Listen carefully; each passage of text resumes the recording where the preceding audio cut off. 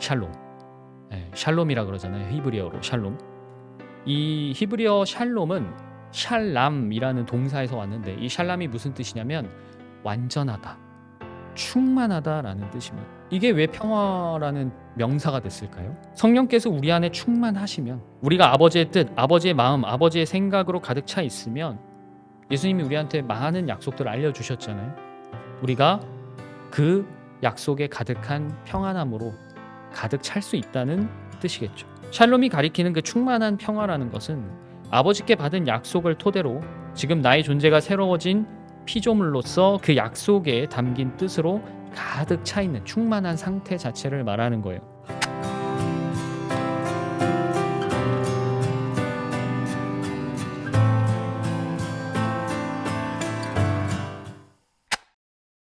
오늘 함께 볼 말씀은 요한복음 14장입니다. 아까 6장을 펼쳐 놓으셨을 텐데 뒤로 좀 넘어가셔서 요한복음 14장 27절부터 31절까지를 제가 읽도록 하겠습니다. 다 찾으셨나요? 요한복음 4장 27절부터 31절까지를 제가 읽도록 하겠습니다. 나는 평화를 너희에게 남겨준다. 나는 내 평화를 너희에게 준다. 내가 너희에게 주는 평화는 세상이 주는 것과 같지 않다. 너희는 마음에 근심하지 말고 두려워하지도 말아라. 너희는 내가 갔다가 너희에게로 다시 온다고 한 말을 들었다. 너희가 나를 사랑한다면 내가 아버지께로 가는 것을 기뻐했을 것이다. 내 아버지는 나보다 크신 분이기 때문이다. 지금 나는 그 일이 일어나기 전에 미리 너희에게 말하였다. 이것은 그 일이 일어날 때에 너희로 하여금 믿게 하려는 것이다. 나는 너희와 더 이상 말을 많이 하지 않겠다. 이 세상의 통치자가 가까이 오고 있기 때문이다. 그는 나를 어떻게 할 아무런 권한이 없다. 다만 내가 아버지를 사랑한다는 것과 아버지께서 내게 분부하신 그대로 내가 행한다는 것을 세상에 알리려는 것이다. 일어나거라. 여기에서 떠나자. 자, 오늘은요, 요한복음 14장의 본문 말씀을 가지고 평화의 왕, 평화의 왕이라는 제목으로 함께 말씀을 나누려고 합니다. 자, 우리가 지난 이제 대림 주간 동안 쭉 여러 말씀들을 살펴봤는데 오늘은 그 대림의 마지막 주이고요. 동시에 또 우리가 성찬 예배로 모여 있습니다. 예수님께서 처음에 이 땅에 오셨을 때 우리가 주목해야 될 두 사람을 살펴봤었죠. 첫 번째는 요한이었고요. 그리고 두 번째는 지난주에 본 마리아였습니다. 오늘은 대림 마지막 주 그리고 성찬을 기념하는 이 두 가지를 맞이해서 우리의 구세주이자 왕이며 신랑이자 친구인 예수님께 다시 한번 초점을 맞춰 보려고 해요. 특히 우리에게 평화를 주시는 평화의 왕으로서 그분에 관해서 좀 말씀을 나눠 보려고 합니다. 자, 여러분들 이사야 9장 6절을 기억하실지 모르겠어요. 들으시면 바로 기억날 거예요. 한 아기가 우리를 위해 태어났다. 우리가 한 아들을 모셨다. 그는 우리의 통치자가 될 것이다. 그의 이름은 놀라우신 조언자, 전능하신 하나님, 영존하시는 아버지, 마지막이 뭐예요? 평화의 왕이라고 불릴 것이다. 영어로 하면 Prince of Peace죠. 이 이사야 9장 6절은요. 여러분이 들어보셨을 핸델의 메시아에서도 등장하는 아주 유명한 구절입니다. 우리에게 한 아이가 태어났다라는 이 축하의 노래는요. 바로 우리가 믿고 있고 오늘 또 얘기를 나눌 그리스도 예수 이분에 관한 예언을 아주 명료하게 담고 있습니다. 특히 이제 여기서 우리의 통치자가 될 이 아들을 네 가지로 표현을 하고 있어요. 놀라운 조언자 혹은 상담자시죠. 그 다음에 전능한 하나님, 영존하시는 아버지, 마지막 평화의 왕이었습니다. 그러니까 우리에게 오신 하나님, 곧 우리와 함께 계시는 임마누엘은 왕으로서 이 세상에 평화를 가져오실 통치자라는 사실을 유념할 필요가 있다는 거예요. 그래서 우리가 오늘 본문의 말씀에 함께 주목을 해야 됩니다. 지금 예수님께서 십자가에서 고난을 당하시기 전에 제자들에게 내가 너희를 위해서 평화를 남겨두었다 라고 얘기하고 계시는 거거든요. 이 뒤에 우리는 무슨 사건이 일어난지 알죠. 제자들은 충격적인 사건을 목도합니다.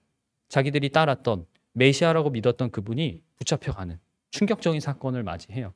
그러니까 예수님께서 남겨주신 평화는 이 뒤에 올 그 후폭풍을 대비하기 위한 것이기도 하지만 그분이 하늘로 떠나신 다음에 다시 오시겠다고 약속하신 그 기간 동안 지금 여기서 남아서 살고 있는 우리 모든 그리스도인들을 위한 것이기도 하겠죠. 자, 그러면 우리는 물어봐야 됩니다. 왜 우리를 위해서 평화를 남겨두셨을까? 그리고 그 평화는 도대체 무엇일까? 평화의 왕께서 우리에게 선물로 주신 그 평화를 우리가 오늘 생각해 보면서 다시 오실 예수님이 궁극적으로 완성하실 평화란 도대체 무엇일까를 한번 생각해 볼 겁니다. 따라서 설교를 들으시면서 예수님이 주시는 평화는 왜 세상이 주는 그 평화와는 다른지, 그리고 예수님이 다시 오신다고 말씀하고 떠나셨잖아요. 그런데 우리는 예수님이 지금 우리 곁에 안 계시는데도 어떻게 항상 평안할 수가 있는지, 마지막으로는 평화의 왕이 다스리시는 그 나라의 백성으로서 지금 우리는 이 삶을 어떻게 살아야 하는지에 관해서 생각을 해보셨으면 좋겠습니다. 저는 오늘 우리가 이 성찬식에 참여하면서 고백했던 그 행위에 담긴 평화의 의미가 오늘 설교를 통해서 새롭게 우리 마음속에 담길 것이라고 믿고요. 또 그렇게 되기를 기대합니다. 자, 오늘은 아들의 평화 그리고 성령과 평화, 이렇게 두 가지 주제로 크게 나누어서 말씀을 드려보도록 하지요. 자, 평화의 왕, 제가 이제 첫 번째로 나눌 소주제는요, 아들과 평화입니다. 아들과 평화. 가장 먼저 예수님이 주시는 평화를 생각할 때에는 다른 모든 개념과 마찬가지로 우리가 막연히 생각하는 혹은 우리가 막연히 알고 있는 그 평화의 개념 자체를 돌아볼 필요가 있어요. 이미 여러 부분에서 하나님께서 우리에게 성경을 통해서 제시하시는 여러 가지 개념들이 우리의 생각과는 다르다는 점이 많이 드러나 있죠. 평화는요, 평안과도 직결되어 있습니다. 직접적으로 연결이 되어 있는 만큼 우리 신앙에서 굉장히 큰 영역을 차지해요. 동시에 그렇기 때문에 큰 능력이기도 합니다. 항상 평안할 수 있는 그리스도인이 있다? 그거는 엄청난 자산이거든요. 그래서 더욱더 하나님께서 말씀하시는 평화의 핵심을 우리가 살펴보아야 합니다. 자, 우리가 아는 바 예수님은 어떤 분이죠? 하나님 그리고 인간, 이 사이에서 두 존재를 화해시킬 수 있는, 특히 영원히 화해시킬 수 있는 유일한 분이라는 것을 우리가 다 알고 있습니다. 그렇기 때문에 모든 사람을 위한, 모든 죄인을 위한 유일한 화목 제물이라고 성경이 제시하고 있는 거 아니겠어요? 지금 우리가 평화를 논하기에 앞서서 제가 화해를 이야기하고 있다는 것에 주목하시기 바랍니다. 화해가 있다는 건 뭐예요? 우리가 지금 어떤 다툼 상태에 있다는 거예요. 싸웠다는 겁니다, 서로. 사이가 좋지 않다는 거예요. 평화를 위해서는 가장 먼저 이 싸움을 종식시켜야 돼요. 사실 인간 스스로도 우리 인간의 역사를 뭐라고 표현합니까? 전쟁의 역사라고 흔히 얘기하잖아요, 세계사를. 마찬가지예요. 그만큼 인간과 하나님의 역사를 담고 있는 약 6,000년간의 그 역사를 담고 있는 이 성경에서도요, 하나님과 인간의 다툼에 대해서 아주 자세하게 이야기하고 있습니다. 하나님은요, 이 인간의 죄로 인해서 세상에 악이 가득 차는 현상을 보실 때마다 항상 괴로워하셨습니다. 왜냐하면 죄와 다투고 있는 것이 하나님이 우리를 창조한 목적이 아니기 때문에 그래요. 그렇게 인생을 허비하면서, 그렇게 수세기, 수천 년을 허비하면서 당신이 만들어 놓은 이 좋은 세상을 살게 하시려는 게 아니었거든요. 하나님은 처음에 모든 것을 아름답고 보기 좋고 마음에 들게 창조하셨습니다.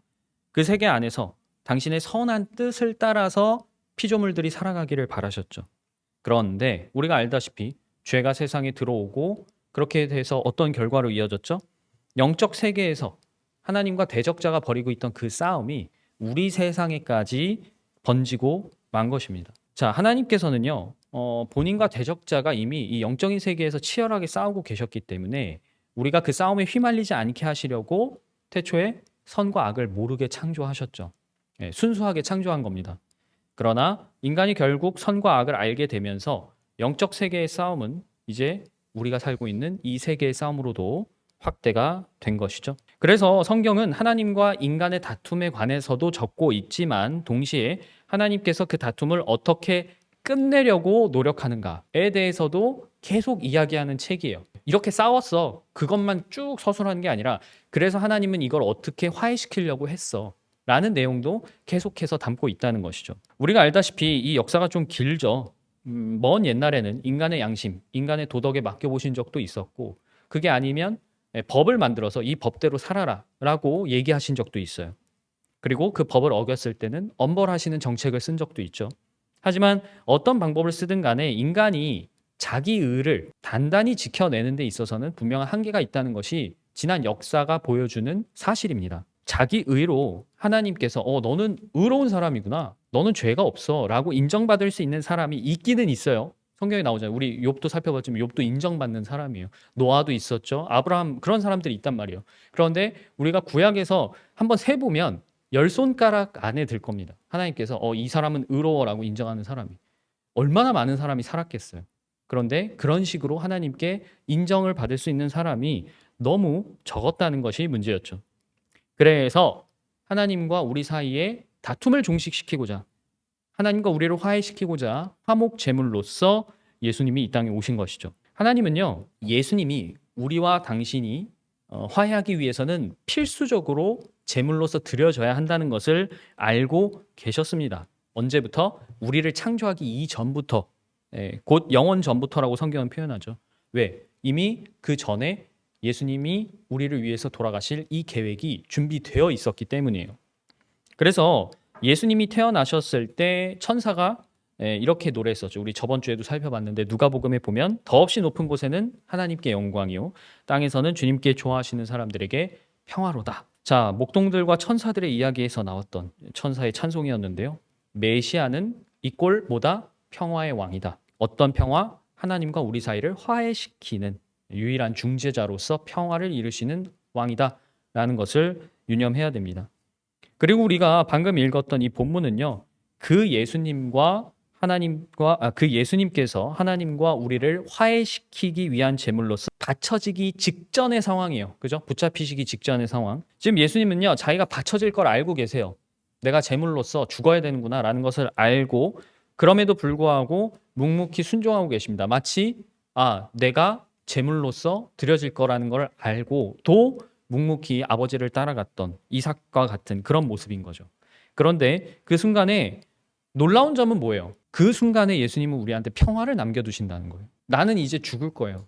그 죽음에 대한 이유는 사실 아버지의 뜻밖에 없습니다. 내가 잘못한 게 아니에요. 내가 죽을 까닭도 없고 내가 죽어야 하는 이유가 원인이 나한테 있는 것도 아니지만 오직 아버지께서 그렇게 원하신다는 이유로 내가 그 엄청난 고난을 감당해야 되는데 본인도 감당하고 싶지 않은 그런 고난 앞에서 우리한테 남겨주시는 것이 평화다라는 것은 참으로 그분만이 남겨주실 수 있는 그런 은혜죠. 우리는 알고 있습니다. 이렇게 평화를 주신 뒤에 당신은 혼자서 세상의 모든 죄를 감당하기 위해 땀이 핏방울이 되도록 간절히 기도하셨던 그 모습을 기억하죠.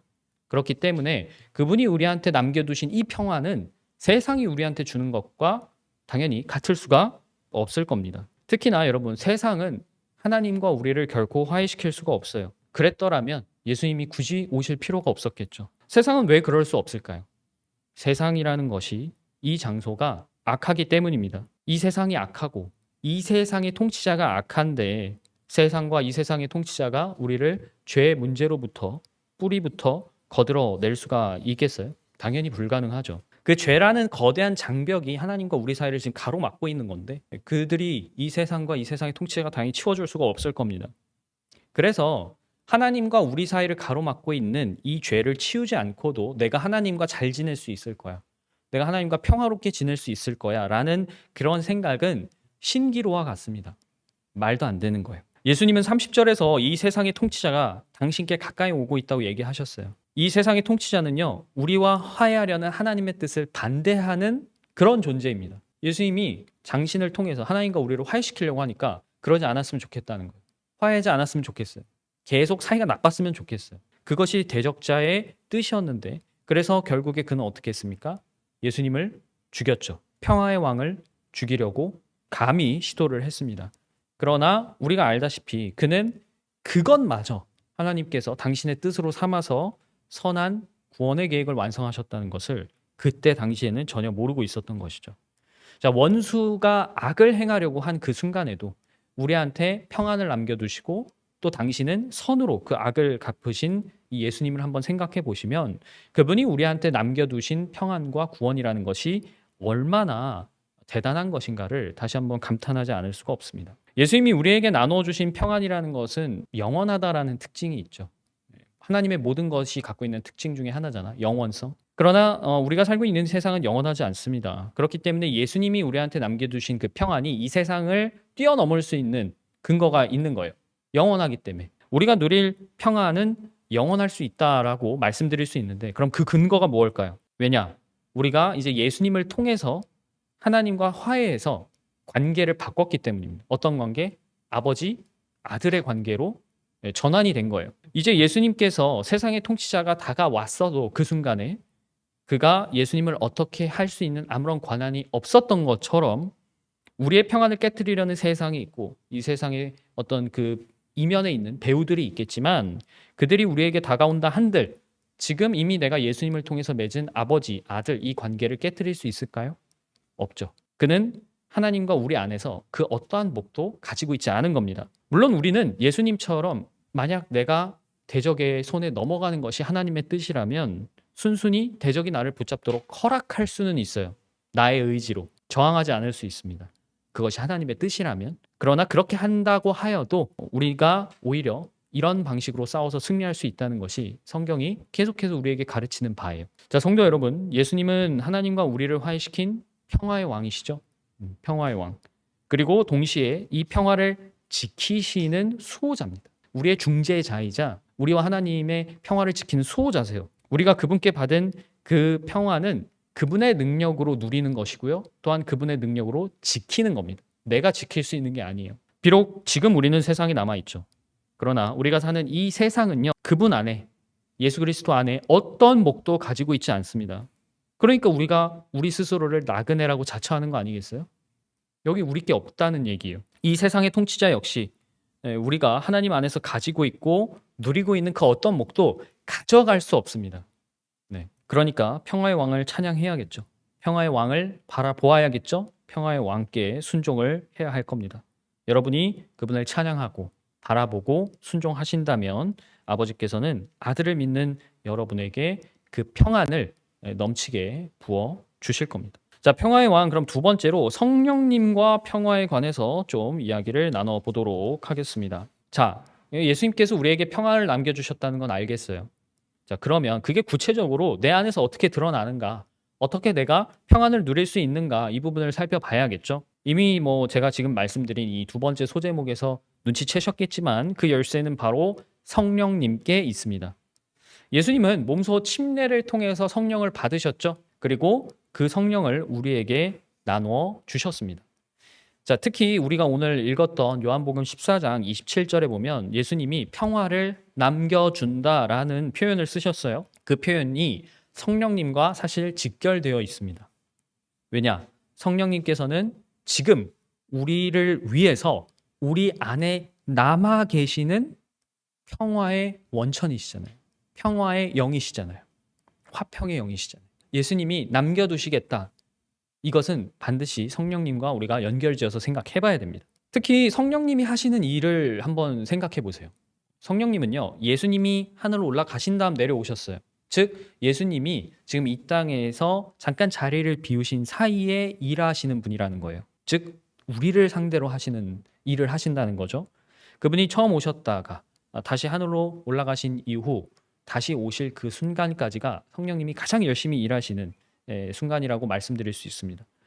예수님께서는요, 아버지가 아들을 믿는 사람에게는 누구나 이 영을 주실 것이다 라고 예고하시면서 본인이 올라가시고 성령님이 너희 안에 각자 오시는 것이 더 유익해 라고도 이야기하셨어요. 그럼 왜 그게 더 유익할까요? 성령님은요, 본질적으로 우리가 하나님과 같은 생각, 같은 마음, 같은 뜻, 같은 계획 이런 것들을 품을 수 있도록 해주시는 유일한 분입니다. 그래서 우리가 성령님께 순종하기만 한다면 아버지를 사랑할 수도 있고요. 아버지께서 나에게 뭘 시키셨을 때 순종하겠습니다. 제가 그대로 하겠습니다. 라고도 기꺼이 할 수 있는 그런 원천이시죠. 그러니까 성령을 받은 사람 그리고 본인 안에 계시는 성령께 순종하는 사람은 누구나 하나님 아버지께도 순종하는 사람이 되는 거예요. 특히 여러분 우리 성령의 열매 자주 외우잖아요. 성령의 열매는 해가지고 막 7가지 얘기하는데 그 중에 뭐가 있습니까? 평화가 있어요. 평화. 성령의 열매 중에 평화가 있다는 사실 기억해야 돼요. 그래서 저는 뭘 강조드리고 싶냐면 우리 감사 얘기했을 때 우리가 항상 감사할 수 있는 비결 제가 말씀드리면서 이걸 강조했었거든요. 감사는 감정이 아니라고 제가 말씀드렸었어요. 그게 어떤 감정이고 상태마다 내가 인식할 때마다 뭔가 바뀔 수 있는 그런 것이라면 항상은 어울리지 않는 말입니다. 감사와 마찬가지로요. 이 평안이라는 것도 감정이 아니라고 생각해 주셨으면 좋겠어요. 하나님께서 우리에게 주신 것들 그리고 우리에게 요구하시는 것들에 대한 공통된 속성은 언제나 항상성입니다. 지속 가능하다는 거예요. 꾸준히 지속될 수 있는가? 이 항상성이라는 개념은요, 하나님의 영원성과 굉장히 밀접한 관련이 있습니다. 자, 그러면 우리가 하나님께서 항상 평안하라고 우리에게 성령님을 주셨다면 우리가 어떻게 항상 평안할 수 있는가? 정답이 나오죠. 여러분이 성령님과 하나님과 어떤 관계를 맺고 있는가에서 평안한 상태가 지속될 수 있느냐 아니면 깨지느냐가 판가름 난다는 겁니다. 자, 여러분이 여러분 안에 거하시는 성령님과 다투지 않고 잘 지내요. 사이좋게 잘 지냅니다. 그러면 여러분 항상 평안할 수 있어요. 언제 어디서든. 그런데 반대로 여러분이 성령님과 잘 지내지 못하게 되면 여러분은 언제 어디에 있든 아무리 좋은 환경에 놓여 있더라도 평안할 수가 없습니다. 그게 그리스도인들의 특징이에요. 특히 우리가 이 부분에 있어서 나의 관계를 확실히 정립해야 됩니다. 하나님과 나의 1대1 관계를 잘 정립해야 돼요. 아버지, 아들, 그리고 창조주, 피조물, 머리와 몸, 성경에서 말하는 다양한 그 관계를 비유해주는 표현들이 있잖아요. 그 관계를 잘 정립한 상태에서 질서에 잘 순응을 해야 됩니다. 그러면 여러분과 하나님 사이에서 나오는 평안이라는 그 열매는 그냥 자연스럽게 나오는 거예요. 내가 막 평안하려고 수련을 할 필요가 없습니다. 많은 종교가 이 심적인 평안, 내적인 어떤 안정성을 위해서 계속해서 수련하잖아요. 근데 기독교에서 말하는 평안은 그렇지 않아요. 여러분이 하나님과의 관계에서 올바로 순종하기만 한다면 그냥 평안은 항상 지속될 수가 있는 겁니다. 그러니까 예수님께서 우리에게 평안을 남겨두셨다라는 그 말은 무슨 뜻이에요? 지금 여러분 안에 성령님이 항상 남아 계신다는 것이고요. 이는 성령님께 순종하기만 한다면 평안은 보장된다라는 겁니다. 그래서 이렇게 생각했을 때 우리가 거꾸로 한번 살펴보면 왜 내가 항상 평안하지 못할까에 대한 답도 찾을 수가 있죠. 실제로 우리가 굉장히 하나님과 쉽게 다투는 부분이 각자 있습니다. 여러분 각자 갖고 있는 여러분의 기질이라던가 성격이라던가 또 살아온 삶, 내가 가지고 있는 생각이나 마음에 따라서 성령님과 자주 다투는 부분들이 있어요. 특히 기도를 할 때 그 부분을 잘 확인할 수가 있습니다. 왜냐하면 여러분이 기도하시면 내가 하나님께 직접적으로 뭘 바라는지를, 즉 내 속에서 하나님한테 뭘 바라는지를 확인할 수가 있어요. 그래서 내가 뭘 기도하느냐, 그걸 보면 내가 하나님과 어떤 부분에서 잘 충돌할 수 있느냐를 잘 점검을 해볼 수가 있을 겁니다. 아시다시피 기도라는 것은 원래는 그냥 내가 원하는 바만 구하는 게 아니죠. 대화잖아요. 하나님께 내가 원하는 바도 말씀드리지만 반대로 나도 들어야 돼요. 그럼 하나님이 나한테 뭘 원하시지? 그래서 서로의 그 니즈를 끊임없이 조정하면서 충족시켜가는 과정입니다. 대화니까요. 그러니까 이런 부분을 생각해 봤을 때 기도를 잘 하는 사람 치고서 성령님과 자주 다투는 사람은 별로 없습니다. 소통이 잘 되는데 뭐하러 싸우겠어요. 무엇보다 성령님은 영으로서 우리에게 하나님의 마음과 생각을 넣어주신다고 제가 말씀드렸잖아요. 자, 그래서 예수님이 주시는 그 평안은요, 성령님을 통해서 새로워진 우리의 인식과도 직결이 되어 있습니다. 인식. 자, 성도 여러분, 그리스도로서 나를 그리스도인으로서 지금 나를 어떻게 바라보고 계신지 여쭤보고 싶어요. 그리스도인으로서 나라는 사람을. 또 한 발짝 더 나아가서 그리스도인으로서 지금 내가 처한 상황을 어떻게 나는 바라보고 있는지도 여쭤보고 싶습니다. 자, 그리고 나를 둘러싸고 있는 이 세계를 바라보는 새로운 인식은 성령께서 우리에게 본질을 통찰하도록 새로운 피조물로서 부어주시는 영적인 능력이에요. 제가 영적인 시야, 영적인 시각, 관점 이렇게 표현하는 것들이 이런 겁니다. 무엇보다 이 영적인 시선에서 우리 눈에 보이는 분명한 사실은 뭐예요? 아버지의 약속이 있다는 거.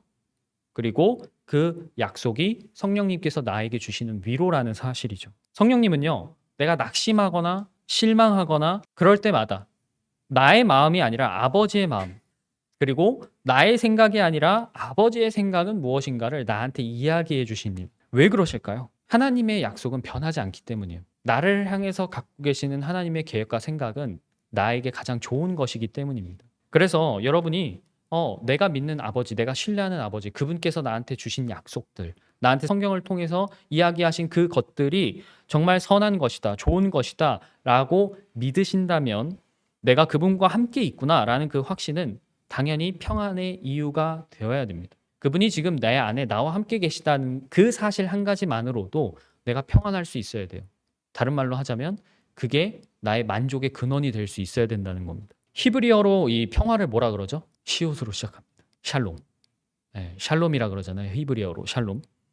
이 히브리어 샬롬은 샬람이라는 동사에서 왔는데 이 샬람이 무슨 뜻이냐면 완전하다, 충만하다라는 뜻입니다. 이게 왜 평화라는 명사가 됐을까요? 성령께서 우리 안에 충만하시면 우리가 아버지의 뜻, 아버지의 마음, 아버지의 생각으로 가득 차 있으면 예수님이 우리한테 많은 약속들을 알려주셨잖아요. 우리가 그 약속에 가득한 평안함으로 가득 찰 수 있다는 뜻이겠죠. 샬롬이 가리키는 그 충만한 평화라는 것은 아버지께 받은 약속을 토대로 지금 나의 존재가 새로워진 피조물로서 그 약속에 담긴 뜻으로 가득 차 있는 충만한 상태 자체를 말하는 거예요. 그래서 모든 그리스도인은요, 예수님의 말씀대로 영적인 양식을 먹어야 됩니다. 영적인 양식을 항상 섭취해야 돼요. 자, 우리가 오늘 함께 그분의 살과 피를 상징하는 이 빵과 잔을 마셨잖아요. 이게 한편으로는 어떤 걸 비유하는 거냐면 제가 이전에 말씀드렸지만 여러분이 매일 드시는 식사와도 관련이 되어 있습니다. 우리가 매일 먹잖아요. 밥을. 삼시세끼 먹죠. 이 별거 아닌 것 같지만 우리가 사실 일하고 하는 모든 이유가 이 삼시세끼잖아요. 나는 오늘 왜 먹지 밥을? 뭘 위해서 일하지? 이 모든 것들이 관련되어 있단 말입니다. 육적 양식. 이걸요. 우리가 오늘 참여한 성찬식을 통해서 영적인 관점에서 한번 생각해 보라는 거예요. 그래서 우리가 정기적으로 성찬식을 계속 거행하는 것도 있죠. 왜냐? 그리스도인으로서 내가 먹고 사는 이유는 뭐예요? 아버지의 일을 하기 위해서 먹고 사는 거거든. 중요한 점은요. 말씀을 그냥 듣는 것이 내가 영적인 양식을 먹고 소화하는 일이 아니라는 것을 생각해 주셨으면 좋겠어요. 우리가 밥을 먹으면 먹는 것으로 끝나지 않죠. 내 위장이 들어가서 소화를 시켜야 되죠. 소화가 되면 어떻게 됩니까? 이제 에너지원으로 다 분해가 됩니다. 그래서 내 몸속에 저장이 되죠. 그럼 나는 그 에너지를 끌어다가 내가 하고 싶은 행동을 하는 겁니다. 오늘을 살아가는 거예요. 영적으로도 마찬가지예요. 우리가 알다시피 믿음은 들음에서 나옵니다. 맞아요. 말씀을 듣는 것이 어떻게 보면 영적인 음식을 먹는 거예요. 근데 먹고 끝이면 안 되죠. 소화를 시켜야죠. 소화는 뭘까요? 비유하자면 여러분이 들은 말씀을 깨닫는 겁니다. 이해하는 거예요. 분해가 되는 것이죠. 이 각자의 하나의 말씀이 이런 의미구나. 자, 그러면 먹고 나서 가만히 있으면 되나요? 아니죠. 오늘을 살아야죠. 내가 해야 될 일을 해야죠. 실천해야 됩니다. 먹기만 하고 소화를 안 시킨다거나 소화는 시켰는데 아무 일도 안 해요. 그럼 어떻게 되겠습니까? 살만 찌겠죠. 게을러지는 겁니다. 우리가 그런 사람들을 비유적으로 어떻게 얘기해요? 머리만 크다고 얘기합니다. 아는 건 많아서 이래라 저래라 말은 많이 하는데 자기는 아무것도 안 하는 거예요. 그런 그리스도인도 되어서는 당연히 안 되겠죠. 그러니까 우리가 먹었으면 소화를 시키고 그 에너지를 가지고 또 일을 하고 그래서 또 먹을 것을 얻고 이게 자연스러운 순리잖아요. 샬롬을 여러분이 항상 누리고 싶다면 마찬가지입니다. 그분의 영으로 항상 충만해야 되고 그분의 영으로 항상 충만하려면 여러분이 계속 그분의 말씀을 먹어야 돼요. 그리고 소화시켜야 되고 그분의 일을 수행함으로써 또다시 그분의 양식을 먹고 이 루틴이 자연스럽게 야만 우리는 샬롬에 담겨 있는 그 평화를 항상 누릴 수 있겠죠. 자, 이제 마지막으로 제가 예수님께 받은 이 평화를 항상 누릴 수 있는 비결에 관해서 말씀을 드리려고 해요. 놀랍게도 이 비결 역시 성령님과 항상 함께 하는데요. 그 비결이 뭐냐? 예수님의 피로 우리가 성령님과 지금 연합해 있어요. 하나가 돼 있단 말이죠. 이 연합을 보존하는 겁니다.